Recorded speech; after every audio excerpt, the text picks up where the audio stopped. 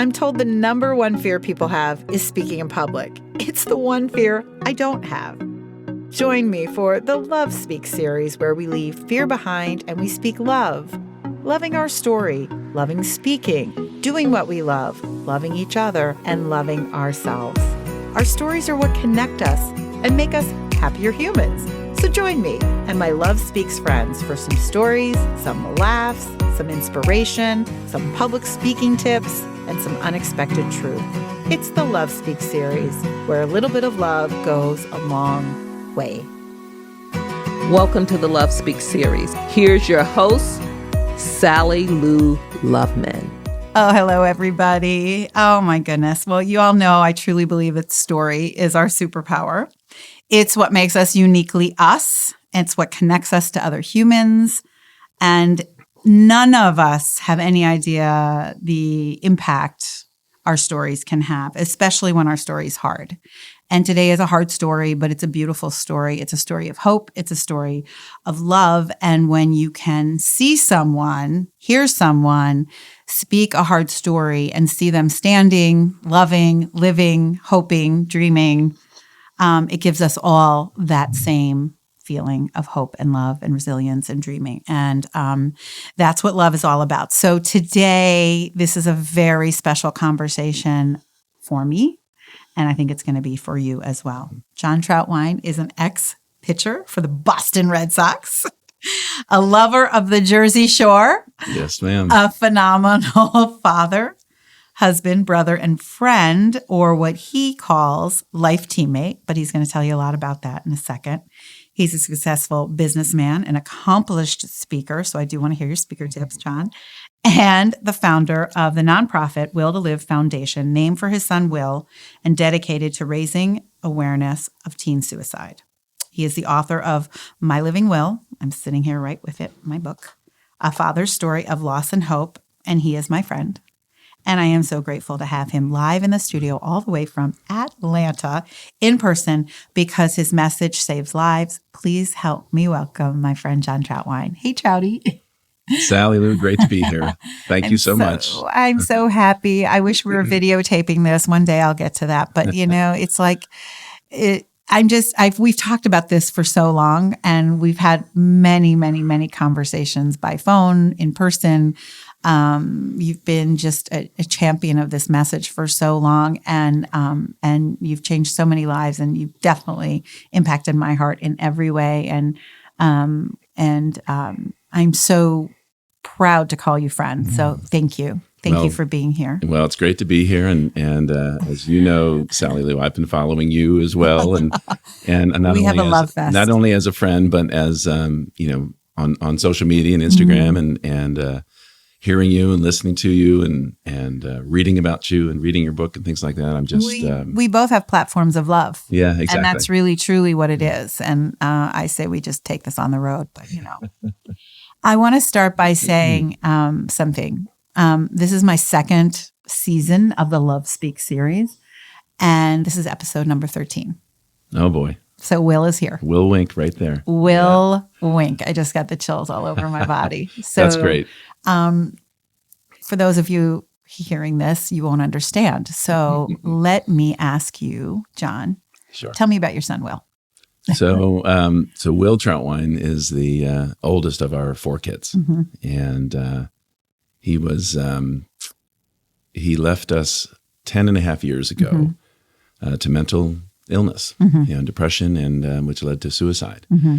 He was a 15-year-old freshman in high school at the time, and he was big and strong and healthy and popular, successful. A musician. Yep. He wrote songs. He played guitar. He played piano. He taught himself the drums. He was I think the best way to describe him is he truly just loved the people he was with. Mm-hmm.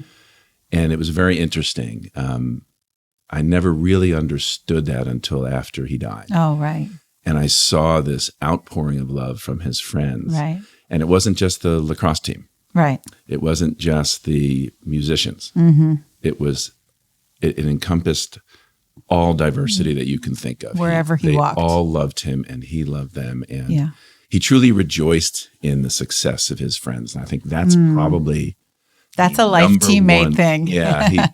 He had no jealousy was not in his mindset at all. He truly loved to see his friends succeed. And that's probably the best thing I can say. Yeah. In That his, is such a gift of a human to have. yeah, And it was. in the world of comparison that we live in, it's just it's good for your mental health to feel that way, right? It really is. And, Yeah. and I think, and he wore number 13 Right. when he played lacrosse. Right. So his friends rallied at his death, and remember 13 became their crying. It's still on the Will to Live logo. I saw it today. Yeah. Yeah. I'm wearing my Will to Live t-shirt. Looks now. good. I'll post it in the notes, but I wear your hat on most runs. I never met Will. I feel like I know him through you.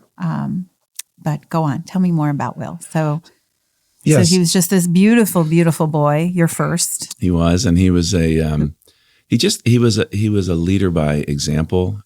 He was just very, very kind. Yeah. Even from a young age, he was also he was emotional. He cried watching Winnie the Pooh. Yeah. Yeah. When he was 3. I mean, he was that type of kid. But he was also just always very caring, and he knew what to say at the right time, even at a young age, whether it would be consoling someone. One of my wife's best friends lost her dad, and here's a 5-year-old Will saying, "Hey, Miss Kim, I'm so sorry to hear about your dad." Right? Yeah. He had this instinct about him. Yeah. He was also very funny, and he had his timing was fabulous, and so he could light up a room. Yeah. And much like your whole family. I mean, your whole family is quite, you've all been given the gift of just, people want to be near you all. Like you have that feel that the Trautwein family we has that appreciate feel. that. Yeah. Thank you. So there were no signs as a parent. It was not like, I mean, when I read your book and I read the signs of, feeling irritable, angry, losing or gaining weight, having trouble sleeping, physical feelings of restlessness, worthlessness, guilty, thinking about wanting to end your life. These are not things that you saw in your son. Right. No. And so as you can imagine, when we lost him, the suicide and mental health experts, we reached out to them and we talked to them. We're trying to figure out how this could happen or what happened. And as they kept showing these typical signs of depression and things like that, I said, he didn't have any of these. Right. And they said, yeah, that's the problem. It's very, very maskable. Yeah. Now, not all cases are that way. Right. But Will definitely had a maskable depression. And the thing is, Will didn't know he had it. He just knew he had something, and he thought it made him abnormal. Thought it made him different. Yeah. And nobody likes to be different, especially when you're not 15. At 15. Right. And he lived in a really happy home, right? And he lived in a glass half full home, right? I'm a salesman, and I'm positive, right? Yes. And, if he told me that he was struggling, I would have talked him out of it, and he knew it. I know. And I think that's the hardest part for me to understand or to live with even today, is that it breaks my heart to think that he didn't come to me because he knew I didn't understand. He knew I wasn't aware. He knew I wasn't educated. Yeah. And so that was a big part of the activities that we started to do after he died, is to become more aware and become more educated. Not necessarily to help other people. I still had 3 more kids. Yeah. Right. So selfishly, I wanted to. Right. What did I do wrong here? Right. And it really wasn't a situation. What I did wrong, I didn't know about depression. Right. So it's more like what I didn't know. What you didn't know. Yeah. And I understand that the first instinct we have as a parent is, what did I do wrong? What did I miss? What am I sorry that I missed? And I will tell you this, like I started this, our stories are so powerful. Our stories connect us, educate us. You changed something so much for me. When I read your manuscript, and it was like 2013, maybe. Yeah. And I read your manuscript, and my son was, 13 maybe at the time, maybe 14, and struggling. and we continue with the struggle. I mean, there's all those signs there. We've got them. Like we know. And so, but what you said about parenting and listening to your child and being with them in their sadness, whatever that sadness is, and not trying to fix it, was really powerful for me because I'm a fixer. I want everyone to be happy. Yep. What pill can you take? What therapy can you take? Oh, you'll be fine because we're fine. Everyone's fine. Right. And now I understand. Let me just sit with him. Let me sit with you. And let me just be with you as you feel these feelings. That's so important. And you just described me, right? I was all-knowing dad. Right. I was like most parents that are listening, you cannot stand to see your kids not okay. Right. You have to fix it, and you have to fix it now. Right. And that's really hard. And that's one of the more, that's the last thing your kids want you to do. Right. And so while I was trying to fix everything when Will had a bad day, and I would tell him about my bad days. Right. Right. And look at me now. I'm exactly. fine. Everything's fine. Right. Well, I'm not fine, Dad. Right. And I think that's really the difference is now, and what you were able to do is by listening, you're showing understanding. Mm-hmm. I understand. And empathy.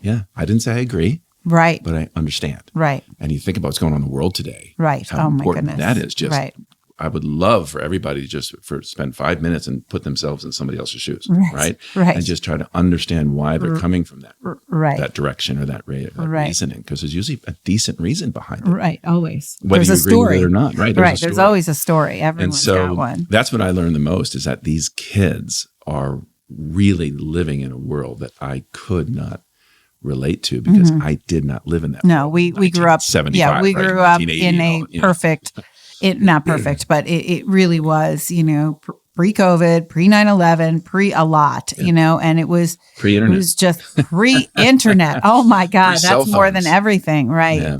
So, so in your eulogy, you write that your heart just took over. You kind of like you wrote it, but it was like Will was coming through and you were just using your heart. And was it at that moment that you knew this was bigger than the Trautwein family losing their beloved son, that you were going to use this as a way to help other families and help kids? Yeah. And I didn't expect that at all. Right. So preparing for the eulogy that day, I've always been a decent public speaker. Always. I've grown up in a sales and marketing world. Right. Presentations all the time, right? I lived in Europe. I was doing them in German, for heaven's sake. Right? So it wasn't very good German, but it was German. And so I was ready to give this just awful eulogy, this experience of giving this eulogy. Mm-hmm. And what always happens to me when I speak is, within minutes of the speech starting, 10 minutes before, the whole speech changed. Yeah. Because I saw this crowd and I saw the makeup of the crowd. Yes. I saw you got to know your audience. Body language of the crowd. Mm-hmm. And there were so many kids that were just devastated. Grieving. And there were so many people from so many walks of our lives that I hadn't seen in so many years. Mm-hmm. And actually during the speech, or right before the speech, a gentleman named Mark Savard said, "Trout," and we're walking in, and I played on a seventh grade basketball team in Barrington, Illinois, and I was one of the guards, and he was the other guard, and I hadn't seen him since high school. He lives in upstate Wisconsin. Wow! And 3 days after Will dies, he's in Atlanta at this funeral, and I said, "Sav," and I hugged him. Oh God! And I started crying. And I couldn't believe, and he just said, "I love you, Trout." And I remember turning and Susie looked, "Are you okay?" I said, "No, I'm not okay." Yeah. I was just so touched by him being there. Yeah. And as I walked into the church, I led the whole family into the church. I was like, "Oh, okay, this is a whole new ballgame." Yeah. Right. And as I started to give the eulogy, I began by talking about Will, and this as I began just this now, whole interview, right? And I started to pick out other guys like Mark. Yeah. From Will's life? From my life. Oh, from your life. Okay. So I was talking to Will's friends, but I started to see my friends when I was Will's age. Got it. And they had come from all over the country, from Right. from San Diego to Chicago to Boston to they were friends, they were teammates, they were middle school, grade school, high school, Yeah. college, pro ball, all of Yeah. these friends of mine. Like a montage of your life. And I looked at these guys, and I every one of my groomsmen, every one of my of the kids' godfathers, all of these, I called them life friends, right? The ones that I was in the trenches with, the ones that I learned about life with, the ones that I shared all my first experiences with, and they did the same with me. Yeah. And so it was when that eulogy started, I didn't know what I was going to do. I knew I had to do something positive about this awful thing in my life. Otherwise, I knew I wouldn't make it. Right. And it was during the speech, while I was speaking, I'm noticing this, and this is what's such a strange, I can't, God hit me with something that just said, okay, you're going to be able to speak, and you're going to be able to create a foundation in your mind while you're speaking. I mean, that's how God works. Right? And it was like, or will. I have found a way. My goal was to get people to talk, because Will didn't tell anybody, because he didn't know what he had. And there's a stigma with it. Right? And I thought, look at these friends. Who are the easiest people in your life to talk to? And they're your friends. Who are the people that understand you today? It's your friends and your peers, the people who are going through those same obstacles. They understand those obstacles better than maybe your dad would. Yeah. So at that point, I realized that these life friends that had traveled all over the country were my life teammates. Yeah. And that's where that TM, that buzzword came in. Then I'm going to create a foundation that's going to encourage kids to talk. Yeah. By understanding the love and the hope and the understanding that they have for the people sitting right next to them in the classroom, in the dugout, in the sidelines, in the band, in the orchestra, in the scouting group, in the church youth, whatever team they're on. Whatever team. There's people there that love them. And Sally Lou, my whole world changed at that moment, because I knew this was you had a new dream. Positive thing. Right. I was going to build relationships, and by building the relationships, maybe they'll even build relationships with their families. And if I can do that, I'm going to increase their will to live. Right. Oh my God. And that was the foundation, right? I was warned, don't have the Will Trautwein Foundation. Don't do the Will Trautwein Memorial Foundation, because we didn't want copycat things, or I want my name on a foundation, so I'll take my life. Right? So I had all that stuff going on in my mind. And then I talked about will to live. I said, well, that's what I'm trying to do, increase the will to live. I was able to get will in there. Yeah. Yeah. Subtly, right? And the word will, there's so much to it. It just it comes with so much meaning. Right. And so, that to say that and then realize, that is so much magic in one moment. And for you to be so brave to be able to collect yourself and speak on what would be the worst day of your life and make it beautiful and make it hopeful, and realize that others can benefit. You come from a baseball world. It's your love. You've been in the dugout your whole life. You played in college at Northwestern. You played professionally. Joe Girardi's your friend. He wrote the foreword in your book. Everything is a baseball metaphor in your life, which is a teammate thing, which I love. Right. And there's so many people out there who love something, whether, like you said, theater, band, music, whatever it might be. And whatever you love, you can use that as a vehicle in a way to reach kids. And maybe adults too, but I think we're sitting here today talking about reaching kids. I'm on Erica's Lighthouse board, which is all about removing the stigma by speaking about it, talking about it, getting depression out of the dark. And so I am very committed to this mission. I am when we make donations, we do them in honor of Will, and his story is truly saving lives through your work and through his work. There's no question he's part of this. There's no question. So this life teammates thing and love ya man. Love ya man. First of all, boys, I know that the Will to Live Foundation serves boys and girls, but boys especially, given the fact that you have 3 sons and Will was a boy, and boys, and I have a boy, and boys don't really talk about their feelings. And when you're on the field, whatever field that is, and you're in your groove and you've got your people, and it's like, that's when you say, I love you, I love you, I love you. So tell us about how the Love You Man is just part of the healing. So, yeah, it's such a fun story. It's in so many different ways. It started simply by creating this in creating the life teammate concept. And when I coached, I used to, the boys, when I coached my boys, they were young. They were 10, 11, 12. Right. And every time we had a really good game, I just said, isn't this great, guys? I would make them look at each other in the dugout. Yeah. I said, I want you to look at each other right now. Yeah. Isn't this awesome that you guys got to do this together? Isn't this great? In fact, I want to say, love you, man, right now. And they would roll their eyes and they'd get all embarrassed, but they would do it. Yeah. Well, throughout the season, I started seeing them kind of doing it on their own. Before they left, they would do a little fist bump, but I love you, man. Love you, man. And so that was always part of my world. And I thought, getting this concept of talking about it, right? Yeah. The foundation's goal of raising awareness through the voice of the kids and getting them to talk about it. If I can get kids to say, I love you, maybe I can get them to say, hey, I'm struggling. Right. Because just getting them talking. Even saying I love you is difficult for people. Exactly. Right? Especially at young age, especially young boys, right? Yes. So the love you man part became a big part of my speeches. Yeah. And it wasn't until weeks later that I was realizing someone had asked me about Will's last night.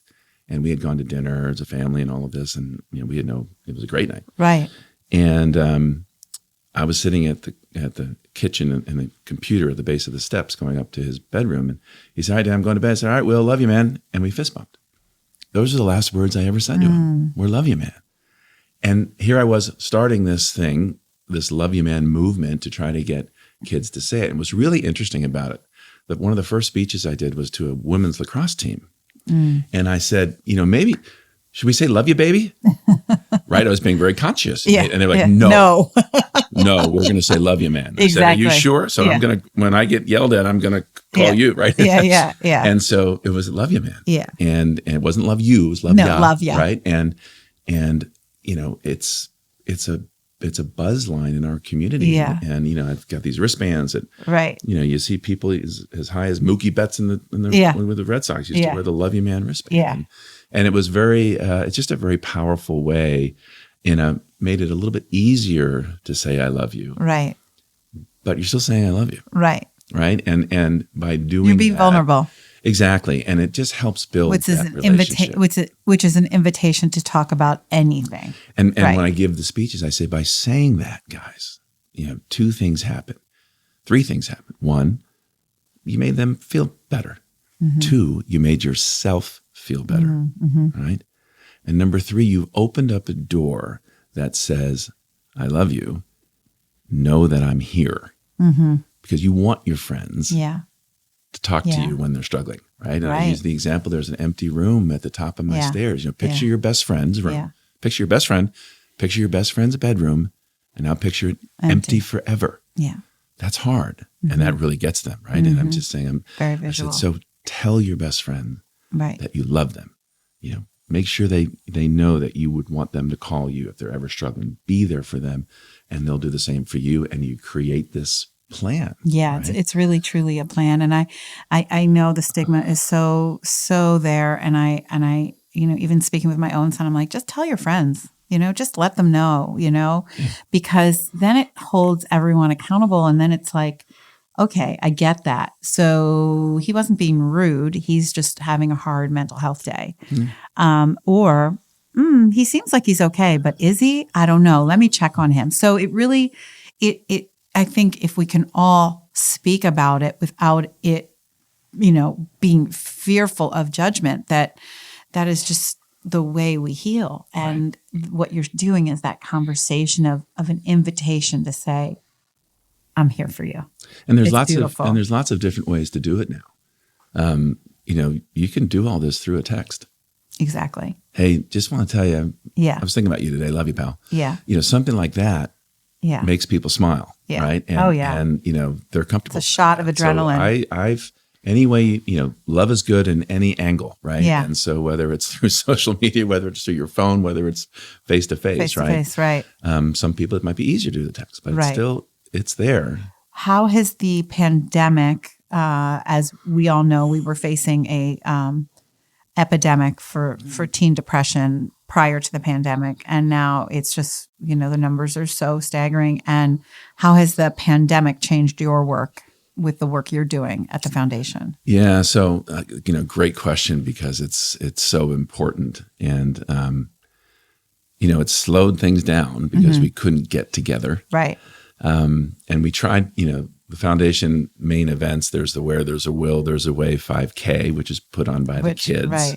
So the kids putting this together, they couldn't do it. Then we Right. had the Will Fest. We had Willstock. Oh, Willstock. Sorry. Yeah, Willstock Willfest. is a teen music festival where a bunch of teenage bands play, again, set up by the kids, put on by the kids, run by the kids. And It's does your so son fun. Tommy produce that because he's in the music business? Yeah, well, he was one of the the founding fathers of it, yeah. and he's played in most of them. We have the high school kids basically do it, right? Yeah. And so those went away. Right. And so we had to sort of figure out so we attacked the Zoom You did. world, Good. right? It Good. took us a while, but we still do our Life Teammate scholarships at certain schools. And I did a Zoom presentation to the fine arts group at our high school. So it was orchestra, band, drama, and chorus. Uh-huh. And I presented the Life Teammate Scholarship to one from each of those groups. And who picks the kids? The kids themselves. The kids. Oh, awesome. Right. So for the kids, through the kids, by the kids, they have Got to it. do everything. Right? Right. So every year, we give about 35 of these scholarships away. And every year, all of the students in the program vote on Yeah. that senior. Yes. Right. And so it's not about the money. It's about the people voting. What does it mean right. to be a life teammate, being Right. there for your friend, on and off the field, respecting the relationship, all of these things. Right. And it's very well received. But what was really fun about the Zoom call is they were all in Halloween costumes. And I got on the Zoom and there's 50 kids in Halloween costumes. This was last week. And it was that was their theme for the banquet this year. Oh. Because they couldn't have a banquet. Literally, that's so theater kids. Exactly. Because It was so great. Like I would drop my son off at school. He was like the one kid who didn't have a car. And I would drop him off and he'd be in like onesie pajamas. so And I'm like, great. are you sure you want to go to school like this, Billy? He's like, yeah, I'm fine. Because it was like theater kids that came in their onesies that day. Yeah. And I looked at him and I'm like, I'm so proud that you are who you are, and you can walk into a school that's a college, basically, New Trier High School, where it's Right. jocks are the top, and Yeah, theater yeah. kids are somewhere towards the bottom, and that you can feel good about it. And so, being different is so powerful, but being different is also hard. Yeah. But it's so powerful. But anyway, I love that they were all in Halloween costumes. And so they're being different together. Exactly. Right? And I think so I even said to them, I said, it's a team. I was on for like 10 minutes before it started, and I gave my speech, and I was like, you know what, guys, the best part of tonight for me was just watching you all Yeah. for 10 minutes, just enjoying each other. Yeah. And you were doing it without being in the same room, Yeah. It's which really, I really applaud, because Yeah. that's really hard, because so hard. COVID has taken away our culture Yeah. in that we can't hug, we can't be Right. face to face, we can't arrive early at a meeting and ask, how's your mom, how's your dad, how are things going? We just hit end. And right. And then you're Right. back in your room, right? Right. And I just said, you may or may not remember the performance that you do this year. You may or may not remember the concert next year, but you will remember the fact that you wore a onesie with your pals Exactly. and walked through New Trier High School. Exactly. And that's the beauty of Yeah. teammates and being Yeah. on a team. Yeah. I played in 1,000 Right. games. I don't remember scores. I Right. remember bus rides. Right. I remember Exactly. crazy coaches. I remember just funny things The happening stories. in the dugout and on Yeah. the sidelines that were off the What made you field. laugh? Right. Exactly. And the Or cry. camaraderie, Yeah. sharing, right? Sharing Yeah. everything together was so neat. But I've watched my own child through this. He went to Northwestern he transferred there to be in all these programs like, a cappella and theater and this and Sure. shooting productions.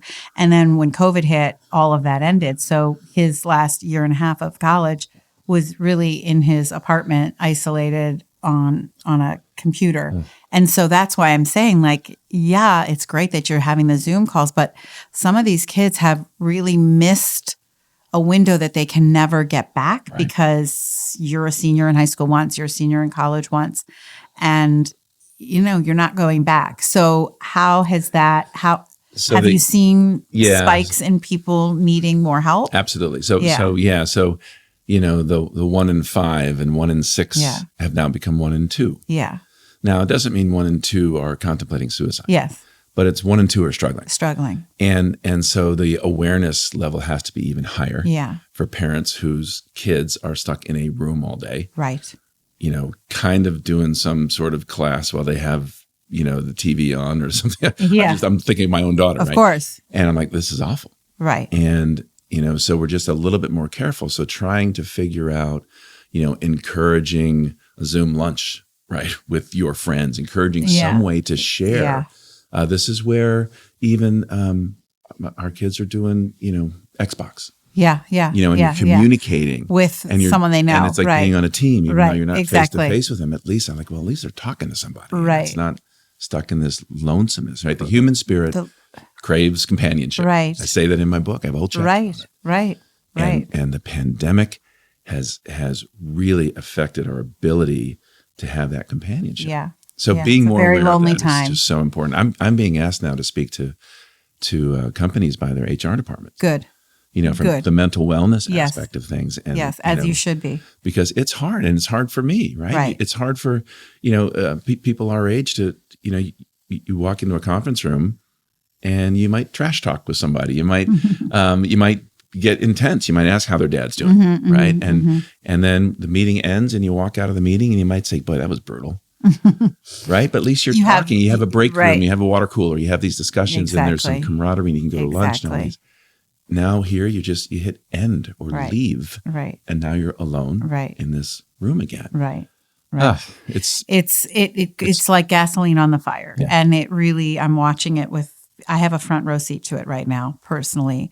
It's a struggle. And we're doing as parents everything we're supposed to be doing, but we're not going to get it all right. No. And I think this is where, use yourself, Sally Lou, as an example. Yeah. This sucks. Yeah, no, right. I'm having a really hard time with this. So they don't think it's just them. It's them, that's right. having a really hard time, right? Right. Because you are having a hard time. So speak to parents, like what are the things, like if you see your child struggling, obviously you want to call and get help and you want a professional to help you. But like any other key things? Yeah, the best advice I can give, well, first of all, what you just said is very important. Getting professional help is important, right? If you're always think of it this way, these things like depression, it actually is an illness. It is. It can be a very serious illness, or it can be just a small illness. Right. Just like any illness. A cold's a cold, and you take medicine. Right. Cancer is worse, and you go see a doctor, and no one's embarrassed by it. Right. And so I always try to say in a way that, mental illness, get rid of the mental part of it. Right. Your son or your daughter has an illness. What do you do when your son or daughter has an illness? Well, you take it seriously. You call a doctor. There's therapy. There's medication. Mental illness is more difficult because the medication is tricky and it takes 3 or 4 times to get it right. Or 10. Yeah, exactly. Right. It's very, very common. Yeah. And so this concept of very, very common is a big one, right? You need to get the message to the kids that they're very, very normal. They're not abnormal. They're not different. This is happening in every household in America. You need to get a message to the parents who are going through this, that this is very normal and it's very common. And when something is very common, we behave a little bit more calm, right? Right. Oh yeah, okay, let's take a look at that. Boy, yeah, I have that same problem. We have these problems. We're going to work on it together, right? Right. And I think that understanding and showing that life today is really difficult is what's so important. Yeah. And you your whole platform is so hopeful and it's so fueled by love that you wrote in your book something that really struck me when people say, oh, time heals. No, love heals. That's what you say.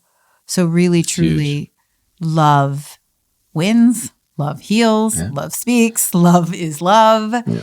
And that is really what, as a parent, I would say to anyone listening and being right here in the thick of it right now in this moment. We're recording this during May, Mental Health Awareness Month. This will not be broadcast until July, I think, July. But here we are in May, seeing so many stories of so many people speaking out and speaking up and caring for each other. And it's really, truly, it needs to shift and it needs to change. And if we can love each other through this, then kids will feel like they can tell their parents without disappointing them, or that they can tell a friend without scaring them.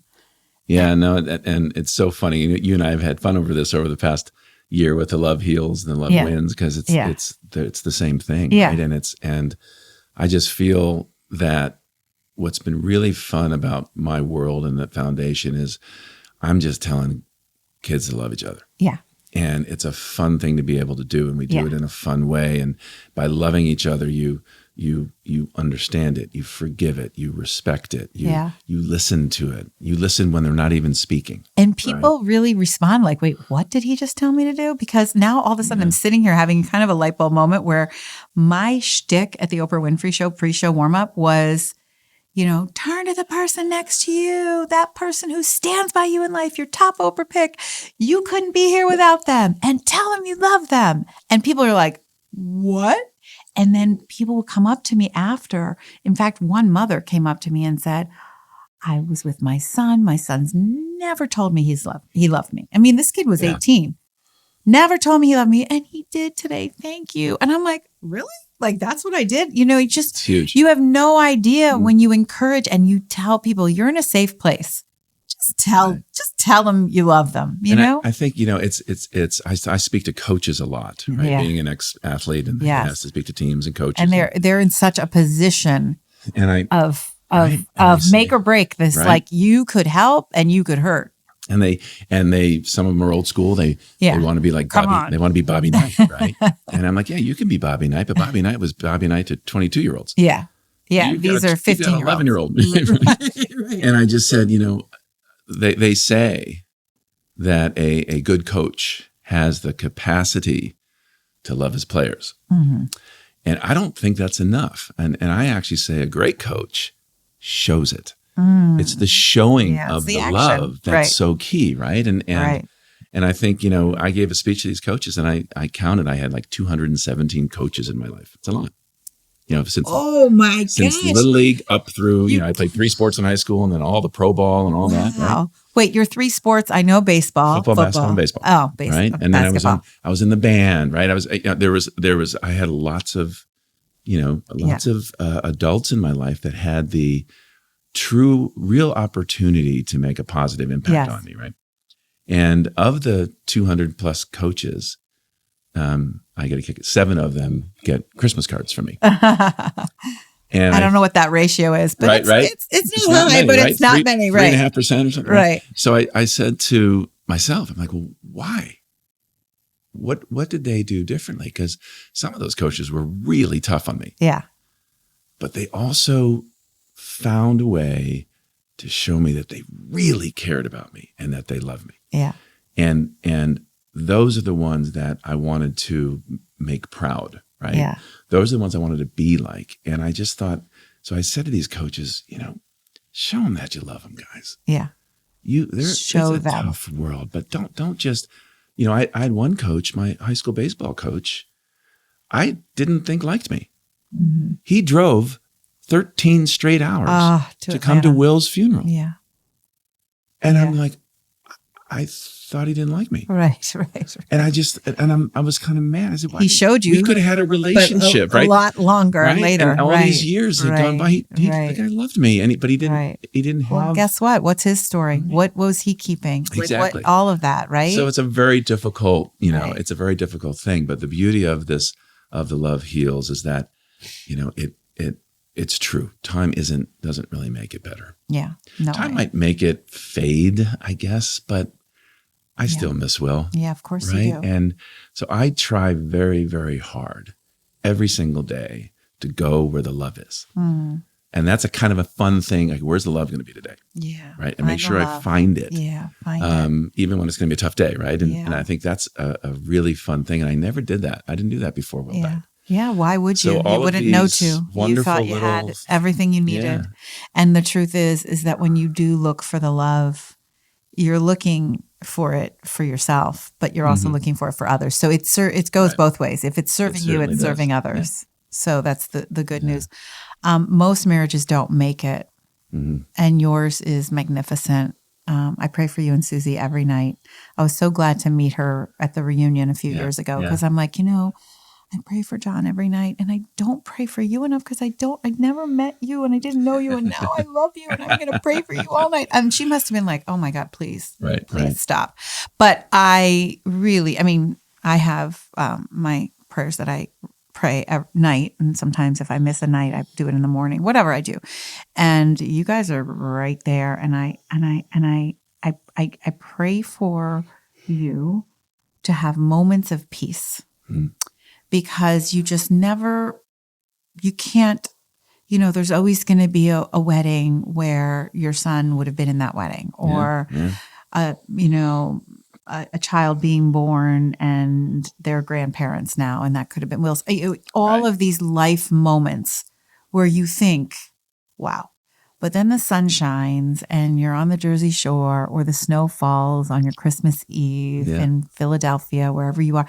And wherever you are and you feel Will with you, not only just with you in your family, like he is still there every day, but in your work. And that, and then you write a book, which you write that you didn't want it to end because you felt like you were losing a friend, your book.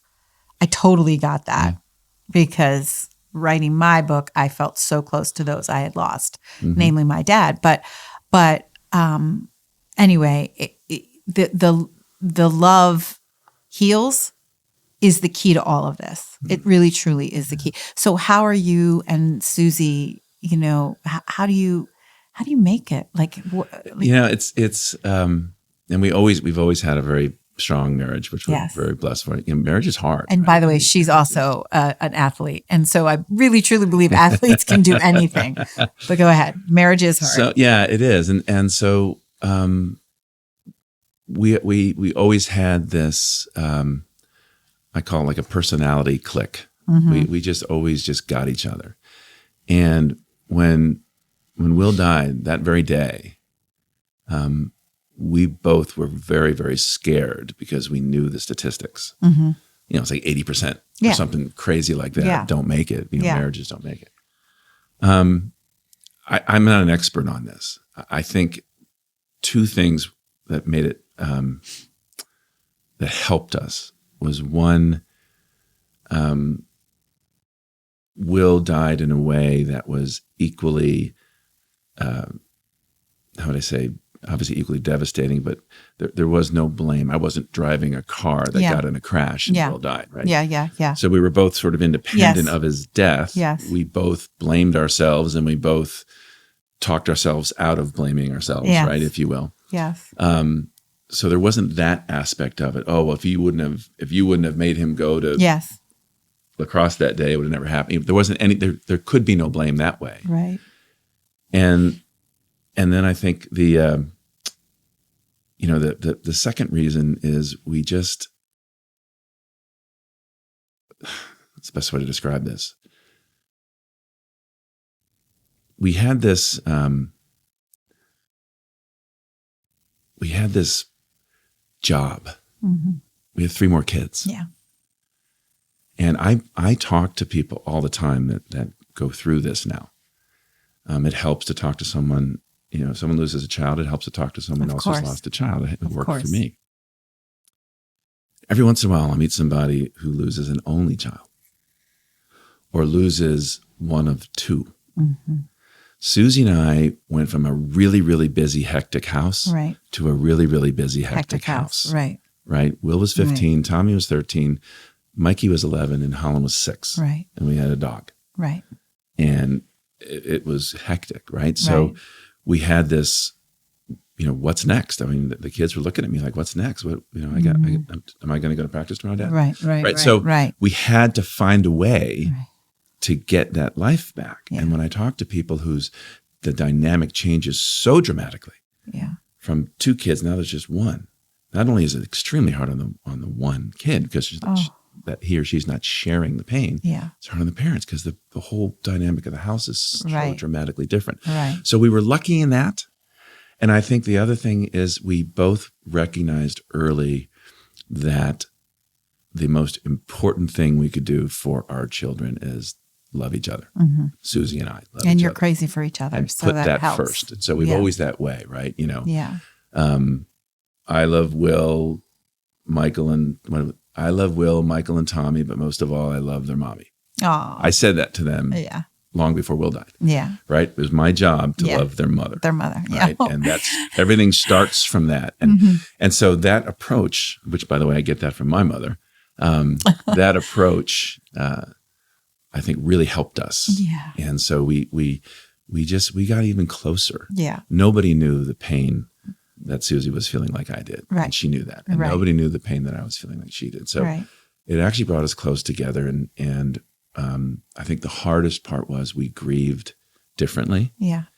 So I had some very good coaching there. Yeah. Saying, you were out there I was out speaking there about it and she was not. She wanted to fold laundry. Yes, exactly. She was finding her purpose and you were finding your purpose. Do, right? And right. And it was just we had to give ourselves that, and we did, which worked. And that is so beautiful because when you're in your purpose, fear has no access. So if Susie is folding her laundry, she knows the world is the way it's like, okay, there's order. I'm a mom. I am taking care of my family.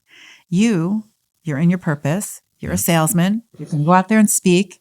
You're going to change people's lives and you're going to save lives. And that is your purpose. So there is no fear, which is a beautiful way to heal. And I mean, thank God your marriage is strong and you're such a great example to those who think,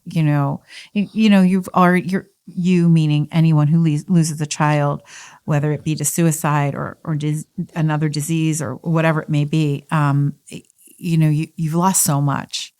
So to give up on the marriage too is a shame. No, but we're very blessed. I understand how that happens. Yeah, you do, right? Yeah. And it's a very, very difficult thing. And you pray for those that have to go through it because it's understandably hard. What I love in reading your book is that your family really keeps Will alive, obviously through the foundation, obviously through the life teammates, obviously through the kids, all of that. But like Holland writes him letters or you set a place for him at holidays or you really speak about him because he, and God, if anyone said to you, hey, oh, hi, nice to meet you, John. Oh, you a dad? How many kids do you have? Like you would never say 3 ever in a million years. Like Will is alive in your home and in your life and in your hearts. And I think that's so important to keep that message going to people. Yeah, no, I appreciate that because, even that question's a tough one. Really tough. Because there's always a follow-up. Yeah, how old are they? Yeah. And then you're going to ruin their day. Right. And you don't want to ruin their day, right? So I was much better at that one than Susie was. Right. And she would come home and say, I said 3. I said, it's okay. Oh. Because if I would have said 4, I would have started. It was a tennis match. Protection. It was between sets of a tennis match. Right. And I was going to start crying. Right. And she needed to play. Fine, right. Right. Because she's an athlete. Did I just dishonor Will? I said, no. No, she protected herself. Right. I said, no, that's. Some days you can't do it. Exactly. And, I got, it's interesting because I am in sales and I am good at this. So I've found a way to answer that quickly and effectively and powerfully and move on. I have 4. What is your answer? I have 4 kids. My oldest Will passed away about 10 years ago of mental illness, and we started this foundation and we love it. And he's great. He's got 3 brothers and 2 brothers and a sister, and I move on. Yeah. And they'll say, "Oh, I'm sorry." I say, "Oh, thanks, appreciate that." Right. Yeah. But I don't dwell on it. Right. Yeah. I will say that I love to talk about Will. I know you do. Much more than my kids and even Susie. Yeah. it's harder for them Yeah. to do that, right? So, and I totally get it. Yeah. Susie has her moments where she does, Yeah. and moments where she doesn't. And, Yeah. and so I had there's been interventions that the family put on me, like, all right, Dad. Did you have family therapy? We'd never After? had family therapy. It was funny. I'm such a big fan of it. Yeah. And Susie and I went once or twice to therapy. Yeah. And it went really well. And we did really well. And we came out saying, We don't need it. that was great. But our therapy is each my other. therapy is what I'm doing right now. So Exactly. is therapy. Exactly. Right. So the foundation is sort of my therapy. Yeah. And what therapy taught us told us is that we're normal. Mm-hmm. That's what we needed to hear. Yeah. And the boys had, Mikey and Tommy, they were young, so they had therapy through our church, as a licensed therapist, and it was very, very effective. And they never went back. Colin's gone a couple times, but we're pretty open about talking. Yeah, you are. And I think that helps us, Which is key. But right, I mean, they lost their brother. Yeah. That's going to haunt them. Yeah. Their whole lives. Yeah. So I wouldn't be surprised if at some point we're all doing therapy again. Right? Yeah. And that's part of the game, and it's okay, right? It's okay to not be okay. It's okay to not be okay. Right? It's such an important part of our lives right now. You also wrote in your book that you don't, God didn't take Will, God caught Will. Mm. Tell me about that. Well, that's probably the most important line in the book. It really got me. I just stopped me in my tracks. I was like, I had all of the reactions that you would expect someone to have when a perfectly healthy, wonderful, caring, loving boy is taken from the earth, right? Mm-hmm. I was mad. I didn't understand. I never once questioned my faith, but I was mad. Mm-hmm. And our minister who came to our house that morning, he used the word caught in the prayer that we really needed to hear that morning. And he said, we are so thankful that you have caught him. And that image that really changed me quite a bit. And so it's a tough one, right? Because, knowing that Will's at peace and knowing that Will's in paradise and knowing that Will is doing angelic work somewhere, right? It's a wonderful thing to think, but I want him back. I know. I want him to, couldn't he give me another 30 years? I don't, know. And so that's a tough one. And this is where I just okay, well, you know what? Eternity is a lot longer than my however long I'm here on earth. So I just have to be patient, and it's hard. Do you have a daily prayer? I do. It varies, but it usually is always around help me find the love. Help me find peace. I'm always searching for calmness, Sally Lou, right? I'm in sales. I've got quotas. I've got targets. We want to grow. We want, and, there's a lot of stress with it. And I'm, as a leader in my company, as the leader of my family, I do find myself wishing I was calmer, wishing I was, right? So I ask for help that way. That's right? good. Help me to find your peace, Lord. Right. When I face these silly obstacles today. Right. Well, because they're silly to him. Totally silly to God. And everything, your perspective changes when you have a loss like you've had. And I hope that you are taking time for mindfulness, because that's what all these kids need. They need mindfulness.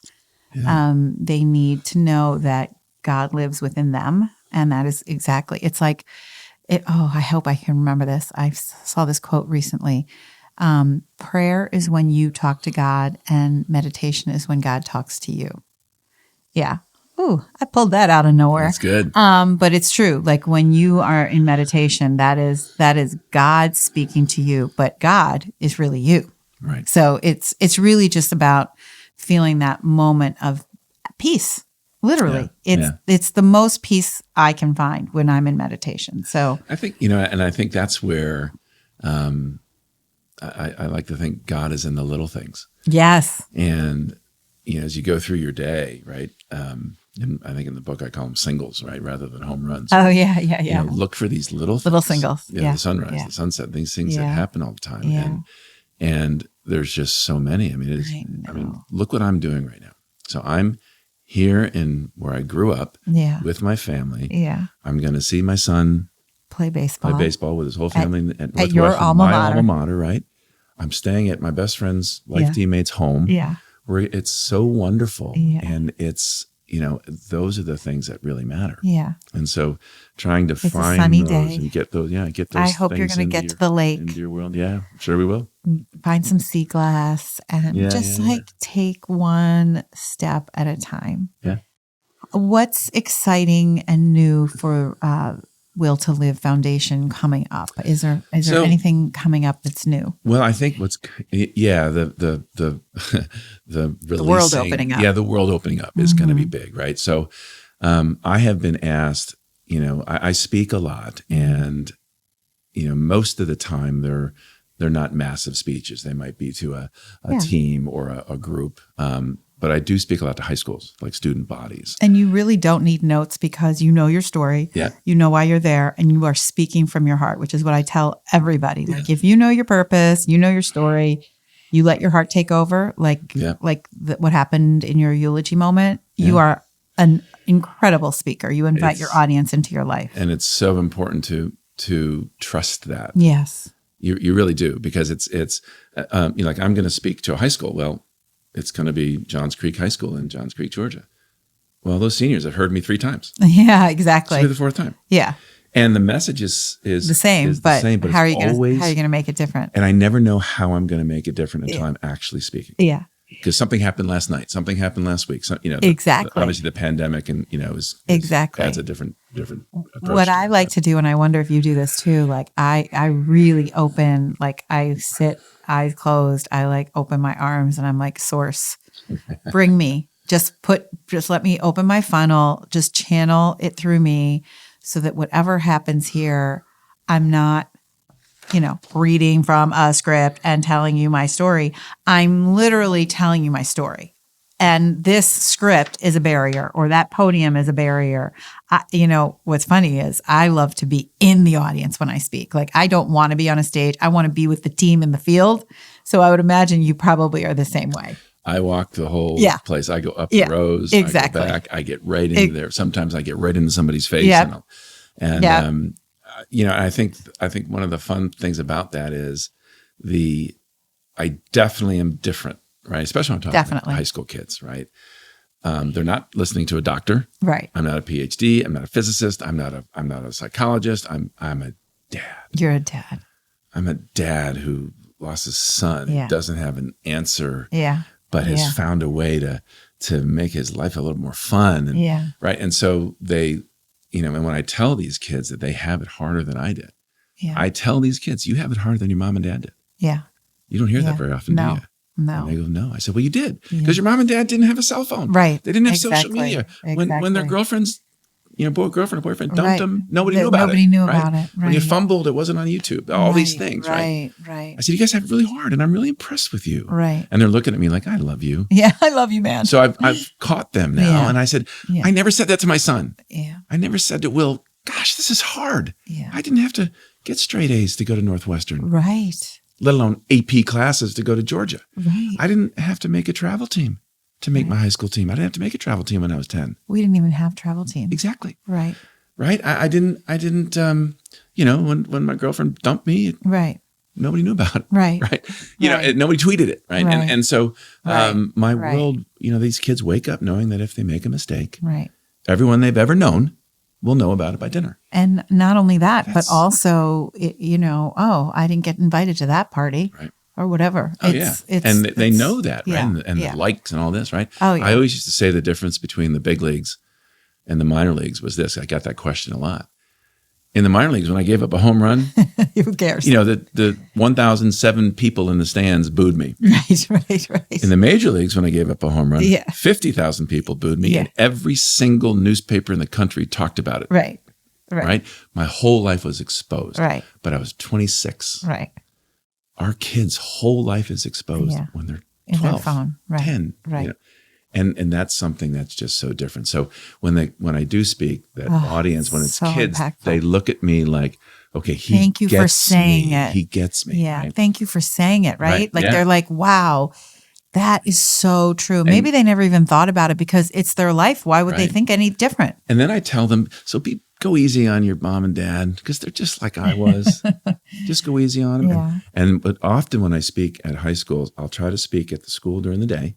And that very night, we'll have a PTA and the parents can come. Perfect. And I always get this. My son came home and demanded that I go listen to you. Oh. So I get that That's the a best lot, compliment ever. right? And then when the parents thing, and this is where going back to kind of what I've discovered is I try to become the audience. I want the audience to think I'm one of them.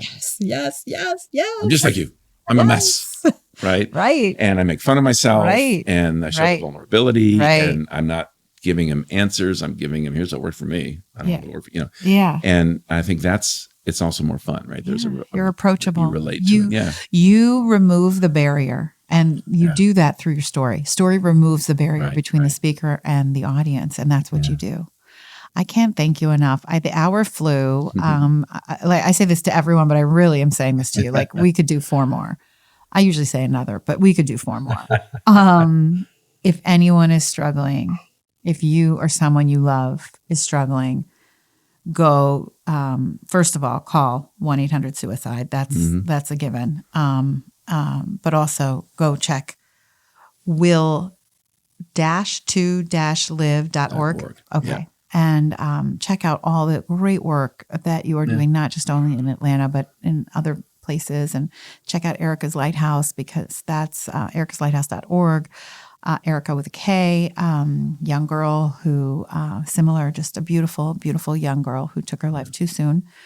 And just important work. Let's all talk to each other. Let's support each other. Find your life teammate. Tell them you love them. You can just say yeah instead of you. I love yeah, man. And man is for man, woman, child. Yep. And just let's just let this conversation be one of hope and love and a reminder to be engaged with the kids in your life, whether they're your kids or the kids at the high school or the kids down the street or wherever they are. Just show love. That's all I can say. Amen. Amen. Thank you, John, for being here with me today at Thank Mystery you, Street Sally Lou. Recording Company. Now you're going to go watch your son play baseball. Go, Mikey. Go, Cats. Go, baseball. Go, Will to Live. Thank you so much. Love you, man. Okay. Love you, man. Sally Lou Loveman is a mom, speaker, author, former audience producer for The Oprah Winfrey Show, and founder of Love Speaks. Sally Lou and her crew have a conversation about how love speaks in their lives and how it can speak in yours. From kindness to composting, no topic is off limits. If you need a community to kickstart your heart, you need the Love Speaks series. Thanks, everybody. Enjoy your day.